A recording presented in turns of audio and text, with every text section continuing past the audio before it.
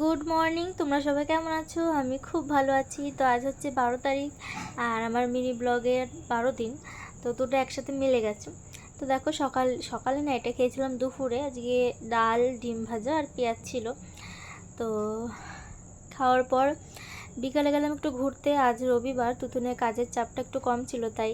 তো যাওয়ার পরে দেখো আমাকে আমার প্রিয় ফুল কিনে দিল। তো সেটা দেখে আমার মন যা বললো তোমরা সেটা একটু শোনো, একটু শোনো। You can make up your mind.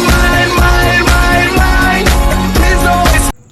তো নাচা কোদার পর এখন যাচ্ছি, কোথায় যাচ্ছি দুজনে কেউ জানি না। তো যাচ্ছি কোথাও একটা চৌমাথার দিকে যাচ্ছি। দেখো চৈত্রশাল বসেছে, এখন একটু রাস্তা দিয়ে হাঁটা যাচ্ছে, কিন্তু সন্ধেবেলায় পা রাখার জায়গা নেই।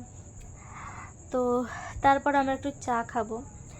তো তুতুন বলছিল যে দেখো মুখটা কেমন করছে দেখো। তো তারপর আমরা খাবো চা। তো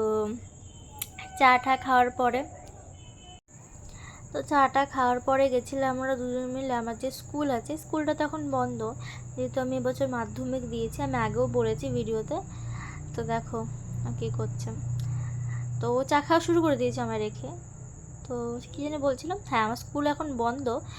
তো রেজাল্ট বেরোবে, তারপরে মে মাস থেকে হয়তো স্কুল যেতে পারবো। তো তারপরে দেখো ও রাস্তায় একটা গাছ থেকে আমাকে ফুল পেড়ে দিল। তারপর ওগুলো আমার খুব ভালো লাগে, কিন্তু আমি কিছু বলতে পারি না হয়তো মুখে, কিন্তু আমার মনে মানে একদম কি খুবই ভালো লাগে। আমি মানে বলে প্রকাশ করতে পারবো না। তো তারপরে আমরা চৌমাথায় গেলাম।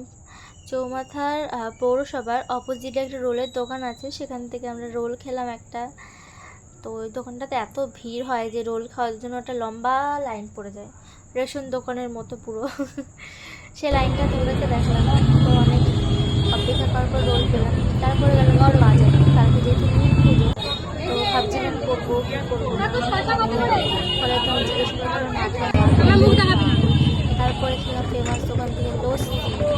এই দোকানে প্রচুর জায়গা থাকে না, যেহেতু রাস্তার উপর একদম দোকান। তো বাড়ি এসে তোমাদেরকে দেখালাম কী কী কিনেছি। কলা, আমলকি, কাজু বাদাম, কিশমিশ, পনির সব দেখালাম।